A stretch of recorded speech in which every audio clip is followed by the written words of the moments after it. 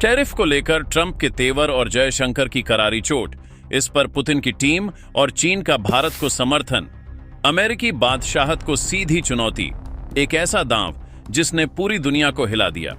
अमेरिकी राष्ट्रपति Donald Trump ने जब रूस से तेल खरीदने को लेकर भारत पर 25% तक का टैरिफ लगाने की धमकी दी तो उन्हें लगा कि भारत झुक जाएगा, लेकिन दिल्ली से भारत के विदेश मंत्री एस जयशंकर ने ऐसी जोरदार प्रतिक्रिया दी कि इसकी गूंज क्रेमलिन से लेकर बीजिंग तक सुनाई दी।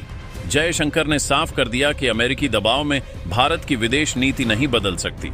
इस घटना ने दुनिया के भू राजनीतिक समीकरणों को एक नया मोड़ दे दिया।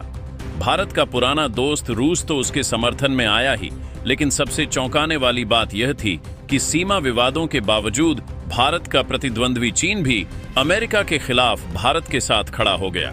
यह एक ऐसा अप्रत्याशित गठबंधन था जिसने वॉशिंगटन की नींद उड़ा दी। यह घटना दर्शाती है कि भारत अब किसी के दबाव में काम नहीं करता, बल्कि अपनी विदेश नीति खुद तय करता है। जयशंकर की इस प्रतिक्रिया की जड़ें उस दिन की घटनाओं में हैं जब डोनाल्ड ट्रंप ने एक बार फिर अपने सोशल मीडिया अकाउंट पर भारत पर रूस से सस्ता तेल खरीदकर उसे खुले बाजार में बेचने का आरोप लगाया। ट्रंप ने धमकी दी कि अगर भारत ने ऐसा करना बंद नहीं किया तो उस पर लगने वाले आयात शुल्क टैरिफ को बढ़ा दिया जाएगा। भारत कई वर्षों से इस तरह की धमकियों को नजरअंदाज करता रहा था, लेकिन इस बार जवाब देने का वक्त आ गया था। विदेश मंत्री एस जयशंकर ने दिल्ली में चल रहे बिम्स्टेक देशों के संगीत समारोह सप्तसुर के मंच से इस चुनौती का जवाब देने का फैसला किया। यह भारत का अपनी सांस्कृतिक पहचान और आत्मविश्वास के साथ दुनिया को जवाब देने का तरीका था। जयशंकर ने अपने भाषण में कहा कि आज दुनिया एक जटिल और अनिश्चित दौर से गुजर रही है, जहां कुछ देशों का वर्चस्व खत्म हो रहा है। उन्होंने जोर देकर कहा कि भारत किसी के दबाव में नहीं झुकेगा और अपनी संप्रभुता से कोई समझौता नहीं करेगा। यह सिर्फ एक बयान नहीं था, बल्कि 140 करोड़ भारतीयों की आवाज थी, जिसने पूरी दुनिया को बता दिया कि भारत अब किसी की दादागिरी बर्दाश्त नहीं करेगा। इस बयान का असर तुरंत देखने को मिला। रूस ने तुरंत भारत के समर्थन में आवाज उठाई। रूसी विदेश मंत्रालय की प्रवक्ता मारिया झकारोवा ने एक प्रेस वार्ता में अमेरिका पर तीखा हमला बोला। उन्होंने कहा कि अमेरिका अपनी गिरती हुई वैश्विक हैसियत को स्वीकार नहीं कर पा रहा है और इसी वजह से वह भारत जैसे स्वतंत्र देशों पर दबाव डाल रहा है।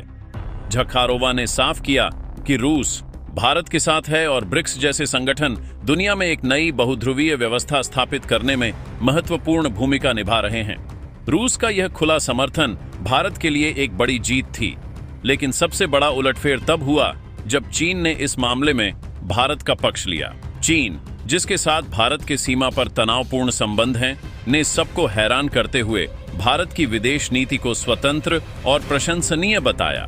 चीन ने ट्रंप प्रशासन को यह साफ संदेश दिया कि एशिया की ये दो बड़ी ताकतें अगर एक साथ आ जाएं, तो अमेरिका का प्रभुत्व खत्म हो जाएगा। चीन ने इस मामले में भारत का समर्थन इसलिए किया क्योंकि वह जानता था कि आज भारत पर निशाना साधा जा रहा है और कल उसकी बारी आएगी। ट्रंप की इस बेचैनी की असली वजह सिर्फ तेल नहीं, बल्कि अमेरिकी डॉलर का दबदबा था। कई दशकों से दुनिया का व्यापार अमेरिकी डॉलर में होता आया है, जिससे डॉलर की मांग बनी रहती है और अमेरिकी अर्थव्यवस्था को मजबूती मिलती है।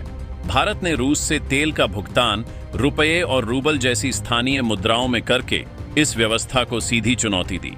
भारत कई अन्य देशों के साथ भी इसी तरह के गैर डॉलर व्यापार पर काम कर रहा है, जो अमेरिकी डॉलर की वैश्विक बादशाहत के लिए एक बड़ा खतरा है। यही कारण है कि अमेरिका बार बार आयात शुल्क बढ़ाने की धमकी देता है। यह भारत का आर्थिक स्वतंत्रता संग्राम है, जिसका नेतृत्व आज भारत कर रहा है। यह घटना ट्रंप की एक और विफलता की कहानी कहती है। उन्होंने पहले चीन को आयात शुल्क से धमकाया, लेकिन चीन ने दुर्लभ धातुओं का इस्तेमाल करके अमेरिका को ही पीछे धकेल दिया। फिर उन्होंने यूक्रेन के मुद्दे पर पुतिन को घेरने की कोशिश की, लेकिन वहां भी उन्हें सफलता नहीं मिली। और अब जब उन्होंने भारत को निशाना बनाया तो उन्हें एस जयशंकर की कड़ी प्रतिक्रिया का सामना करना पड़ा। रूस, चीन और भारत के इस अप्रत्याशित गठबंधन ने ट्रंप के दावों को झूठा साबित कर दिया। ये इस बात का सबूत है कि अब दुनिया एकध्रुवीय नहीं रही है। भारत अपने पुराने दोस्त रूस के साथ संबंधों को मजबूत कर रहा है और चीन के साथ मतभेदों के बावजूद एक साझा दुश्मन के खिलाफ अप्रत्यक्ष मोर्चा बना रहा है।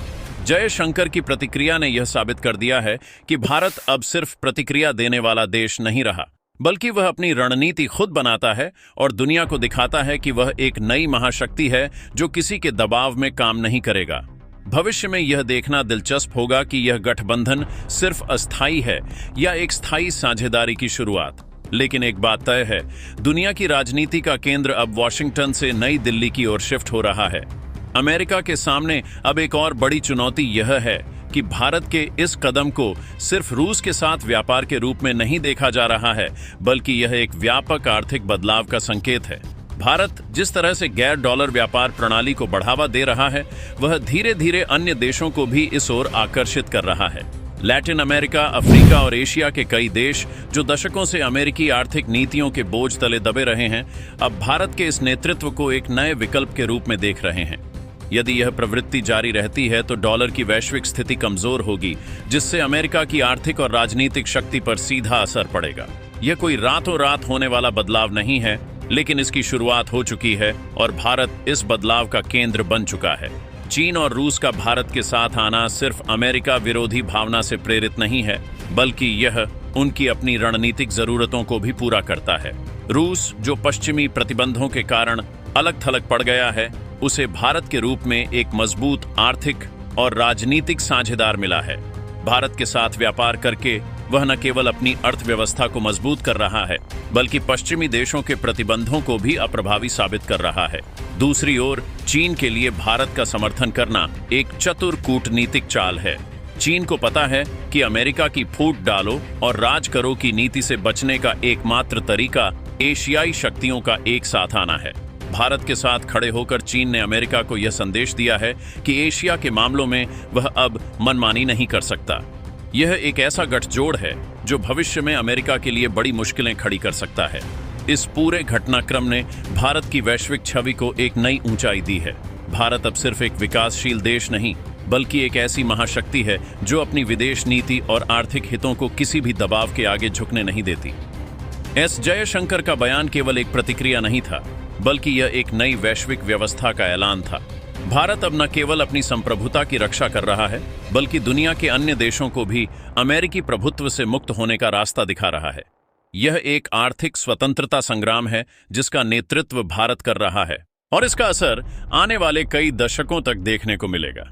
इस नए विश्व व्यवस्था में शक्ति का संतुलन वॉशिंगटन से हटकर नई दिल्ली और बीजिंग जैसे केंद्रों की ओर बढ़ रहा है। अमेरिका के लिए यह स्थिति केवल आर्थिक या कूटनीतिक चुनौती नहीं है, बल्कि उसके भू राजनीतिक प्रभुत्व के लिए भी एक बड़ा खतरा है।